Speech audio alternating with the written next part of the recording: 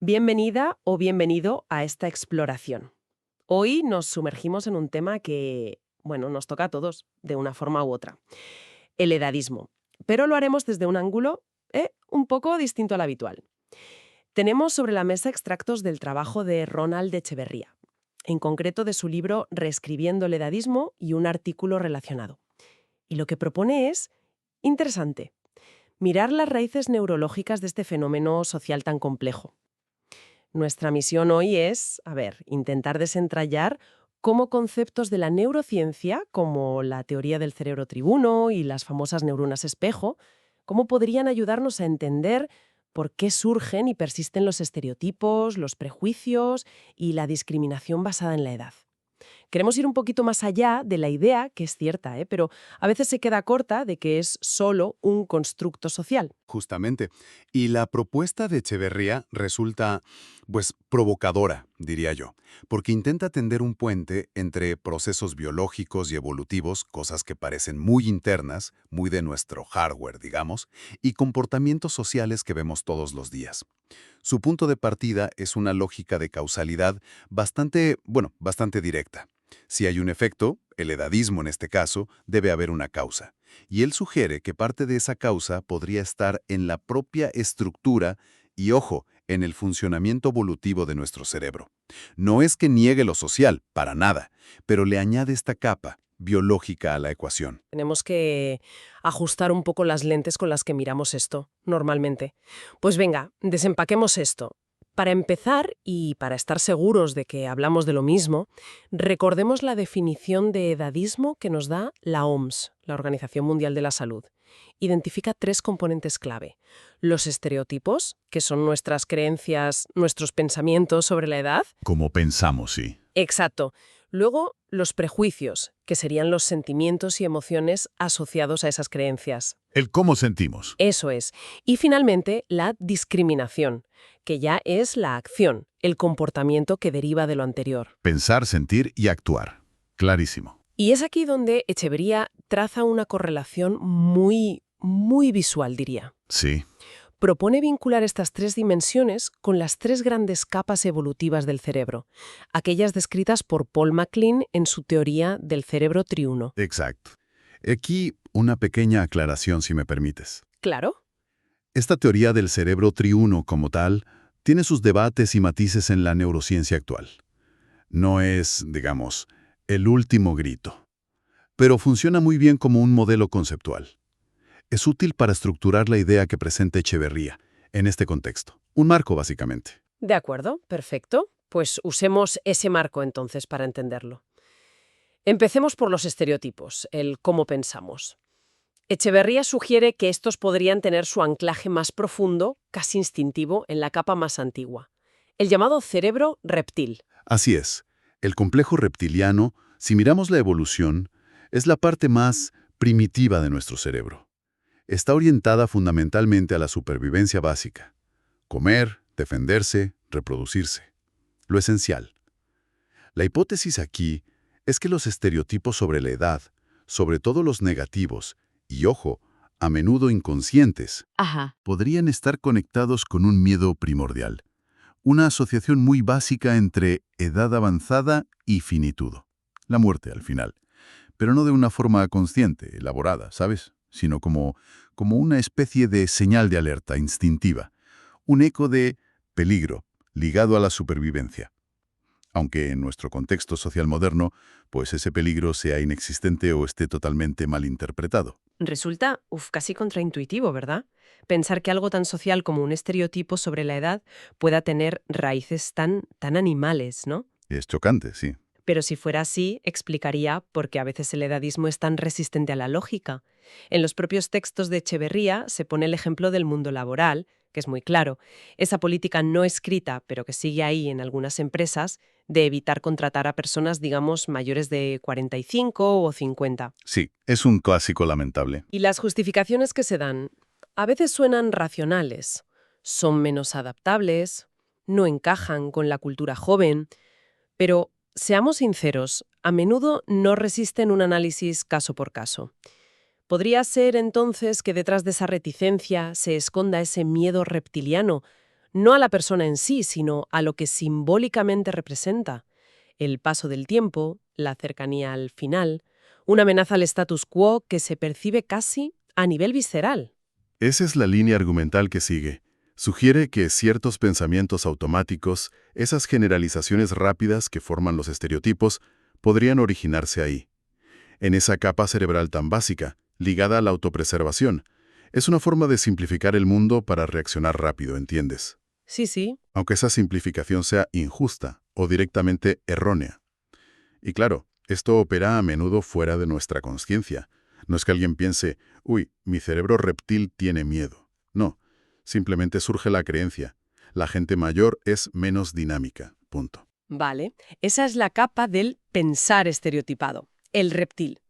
Luego vienen los prejuicios, el cómo sentimos. Echeverría los vincula a la siguiente capa evolutiva, el cerebro límbico. Aquí ya entramos de lleno en el terreno de las emociones. El sistema límbico es, se considera el centro emocional del cerebro. Estructuras como la amígdala son clave aquí. Actúan como un sistema de alarma, ¿sabes? Evaluando constantemente el entorno. El famoso radar de peligros. Eso es. Buscando posibles amenazas o recompensas y generando respuestas emocionales rápidas. Miedo, atracción, rechazo. La idea es que los prejuicios edadistas, que son fundamentalmente cargas emocionales, a menudo irracionales, asociadas a un grupo de edad, tendrían su base neurobiológica aquí. Son esos sentimientos viscerales que nos provoca la edad de otros. Claro. Pero ojo, el sistema límbico no opera en el vacío. Se nutre de nuestras experiencias, de las normas sociales que interiorizamos, de las asociaciones emocionales que hemos ido aprendiendo. Si hemos estado expuestos a mensajes negativos sobre la vejez, o si hemos tenido experiencias personales que, correcta o incorrectamente, asociamos a la edad de alguien, nuestro sistema límbico puede generar una respuesta emocional automática, de recelo, de incomodidad, o incluso de ese paternalismo condescendiente. Ajá. Estos sentimientos generalizados y arraigados son la esencia misma del prejuicio, sentir antes de conocer, valorar o desvalorizar basándose solo en una etiqueta de edad. Entiendo perfectamente. Es como el ejemplo que se menciona en las fuentes, ¿no? Formarse la idea de que toda la gente mayor de 50 es lenta y tecnológicamente inepta. Más allá del estereotipo, que es la creencia, se genera un sentimiento, una emoción, quizás impaciencia o superioridad o rechazo directo, Exacto. y se activa casi sin pensar al interactuar o incluso solo al pensar en alguien de ese grupo de edad. Una reacción que viene de las tripas, ¿no? De lo límbico. Totalmente. Pero, ¿cómo se extienden estos sentimientos? Porque no nacemos con ellos. Parecía que aquí entraba otro concepto clave. Exacto. Y es un concepto que Echeverría destaca como fundamental, especialmente para entender la propagación del edadismo en su dimensión de prejuicio, de cómo sentimos. Hablamos de las neuronas espejo. Ah, las neuronas espejo. Sí, se ha hablado mucho de ellas últimamente. ¿Cómo encajan exactamente aquí, en este puzzle? Bueno, su papel, según esta perspectiva, es crucial. A ver, las neuronas espejo son un tipo de neuronas que se activan no solo cuando hacemos algo, Sí, sino también cuando vemos a otra persona hacerlo. Son la base de nuestra capacidad para imitar y aprender observando. Eso está bastante claro. Pero su función parece ir más allá de solo copiar movimientos. Se cree que son fundamentales también para la empatía, para entender las intenciones y sobre todo las emociones de los demás. Nos permiten, en cierto modo, sentir lo que otros sienten, reflejar sus estados emocionales internamente. Es algo bastante potente. ya. Ahora, conectemos esto con los prejuicios edadistas. Echeverría sugiere que estos sentimientos y actitudes pueden ser literalmente contagiosos a través de este mecanismo de espejo. Si estamos inmersos en un entorno social, una familia, un grupo de amigos, una empresa, la sociedad en general, donde prevalecen ciertos prejuicios hacia determinados grupos de edad. Que suele ser lo habitual. Exacto. Nuestras neuronas espejo pueden hacer que absorbamos esas actitudes y emociones casi sin darnos cuenta, de forma inconsciente, especialmente si provienen de personas que consideramos referentes o líderes. Es como un mimetismo emocional. Reflejamos lo que percibimos en nuestro entorno como una forma de encajar, de pertenecer al grupo, lo cual, si lo piensas desde la evolución, ha sido vital para la supervivencia social. Eso es muy potente lo que dices. Implica que podemos estar infectándonos de edadismo sin siquiera darnos cuenta, simplemente por estar expuestos. Echeverría, de hecho, lanza preguntas muy directas en sus escritos, preguntas que nos obligan a mirar hacia adentro, ¿no? Sí, son interpelaciones fuertes. Cuestiona, por ejemplo, la integridad de los líderes. ¿Sus acciones reflejan realmente lo que dicen sobre la inclusión y el respeto a todas las edades? Y la pregunta clave, la que nos traslada a cada uno de nosotros. ¿Qué están reflejando nuestras propias neuronas espejo? ¿Estamos replicando, sin crítica alguna, actitudes discriminatorias que hemos visto y absorbido de otros?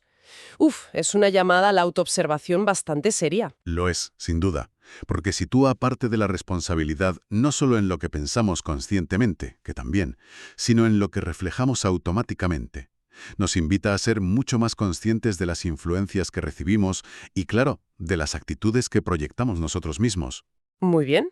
Hemos cubierto el pensar, estereotipo reptil, y el sentir, prejuicios límbico, y también cómo se propaga esto, neuronas espejo. Nos queda la tercera pata del edadismo, la discriminación, el cómo actuamos. La discriminación es, lógicamente, la manifestación en la conducta. Es la consecuencia visible de los estereotipos y los prejuicios. Es cuando esas creencias y esos sentimientos se traducen en acciones concretas que tratan injustamente a alguien solo por su edad. Y aquí entra en juego la tercera capa del cerebro triuno, el neocórtex. Ah, ¿la parte más moderna? Exacto. La parte más evolucionada del cerebro, responsable del pensamiento racional, el lenguaje, la planificación, el análisis lógico. Es la sede de nuestra conciencia y de las funciones ejecutivas. Claro, uno pensaría que el neocórtex debería poder controlar esos impulsos más primitivos o emocionales, ¿no? Digo, usamos el neocórtex para cosas complejas como evaluar candidatos en una entrevista basándonos en competencias objetivas. Intentamos ser racionales. Debería poder, sí. Y a veces lo hace, por supuesto. El neocórtex nos da la capacidad de analizar críticamente los estereotipos, de cuestionar nuestros propios prejuicios, de establecer políticas y leyes antidiscriminatorias. Usamos herramientas neocorticales, como esos procesos de selección por competencias que mencionas, en un intento de ser justos y objetivos.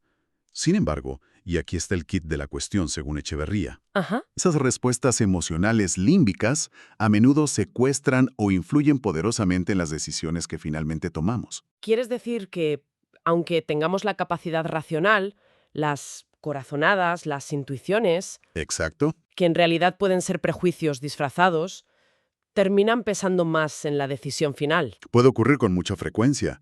Tomamos una decisión que parece racional en la superficie o la justificamos con argumentos lógicos a posteriori. Pero la verdadera fuerza motriz pudo haber sido un prejuicio límbico. No me vibra bien esta persona mayor. O incluso un eco de ese miedo reptiliano. Contratar a alguien tan joven, es un riesgo. El neocórtex puede ser muy bueno, muy hábil, encontrando razones para justificar lo que el sistema límbico ya ha decidido emocionalmente. Ya veo. Alcan las fuentes, es importante decirlo. No es solo un problema para las personas mayores. En absoluto. Echeverría es muy claro al señalar que el mismo mecanismo opera en la discriminación hacia los jóvenes. Pone el ejemplo de descartar sistemáticamente a candidatos de, 18 a 24 años por considerarlos inexpertos o irresponsables por definición, sin evaluar sus capacidades individuales, su potencial o su madurez específica. Exacto.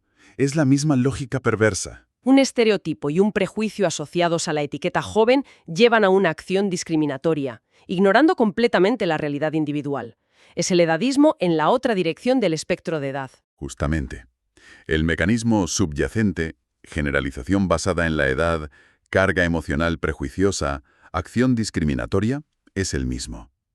Cambia el foco, jóvenes o mayores, pero la raíz del problema, si seguimos esta perspectiva neurobiológica, podría compartir elementos comunes en cómo nuestro cerebro procesa la edad del otro. Entonces, si intentamos sintetizar esta parte central del argumento, la idea de Echeverría es que, aunque nos percibimos como seres muy racionales que tomamos decisiones basadas en análisis con el neocórtex, el fenómeno del edadismo podría tener raíces mucho más profundas y, sobre todo, menos conscientes, ancladas en mecanismos cerebrales antiguos, relacionados con la supervivencia, el reptil, y con la gestión de emociones y relaciones sociales, el límbico. Y todo esto, además, potenciado por nuestra capacidad casi automática de copiar actitudes y emociones de nuestro entorno a través de las neuronas espejo. Que es una buena síntesis. Es una excelente síntesis de la propuesta, sí.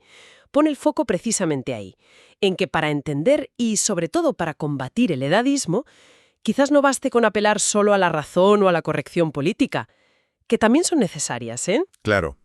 Pero que también necesitamos comprender y abordar estas posibles influencias más profundas, más cableadas, por decirlo así, en nuestra biología y psicología evolutiva. Muy bien, creo que hemos desgranado los puntos clave de esta perspectiva que nos trae Echeverría.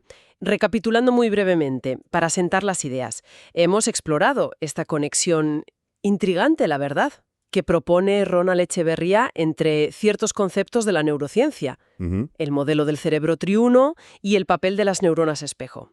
Y las 3 manifestaciones del edadismo definidas por la OMS, vimos cómo los estereotipos, el pensar, podrían vincularse a miedos primarios del cerebro reptil. Los prejuicios, el sentir, a respuestas emocionales del sistema límbico. Y la discriminación, el actuar, como la consecuencia final, a menudo influenciada por estas capas más profundas y propagada por esa imitación social vía neuronas espejo. Todo ello a pesar de nuestra capacidad racional del neocórtex. Sí, es un marco que como mínimo nos invita a reflexionar sobre el edadismo desde una perspectiva, diferente. Nos empuja a considerar cómo procesos que consideramos puramente biológicos o evolutivos pueden interactuar y dar forma a fenómenos sociales complejos, fenómenos que usualmente atribuimos solo a la cultura, la educación, la economía. Y sobre todo, creo yo, nos confronta con la posibilidad de que nuestras propias reacciones ante la edad, la de los demás y la nuestra propia, ojo, puedan tener componentes automáticos e inconscientes que, vale la pena examinar. Precisamente, y aquí es donde queremos dejar una reflexión final para quien nos escucha, inspirada directamente en las interrogantes que plantea el propio Echeverría en sus textos. Si aceptamos la posibilidad, aunque sea como hipótesis, de que nuestro cerebro tenga estas tendencias automáticas, estas inercias ligadas a la supervivencia y al contagio emocional, si somos conscientes de que nuestras neuronas espejo pueden estar replicando actitudes de nuestro entorno sin un filtro crítico, consciente, la pregunta es, ¿qué podemos hacer activamente en nuestro día a día para poner una pausa? Una pausa entre el estímulo, ver la edad de alguien, pensar en nuestra propia edad, y nuestra respuesta automática. ¿Cómo podemos observar nuestros propios pensamientos automáticos y sentimientos viscerales sobre la edad? Reconocerlos por lo que quizás son, ecos del pasado evolutivo o reflejos del entorno, y entonces, solo entonces, decidir conscientemente cómo queremos actuar, en lugar de ser, digamos, marionetas de ese reflejo. Es la pregunta clave, sin duda. Pasar del automatismo a la conciencia, y de la conciencia a la elección deliberada de cómo actuar. Un desafío constante, ¿eh? No es fácil. Un desafío, sí, para seguir explorando, sin duda.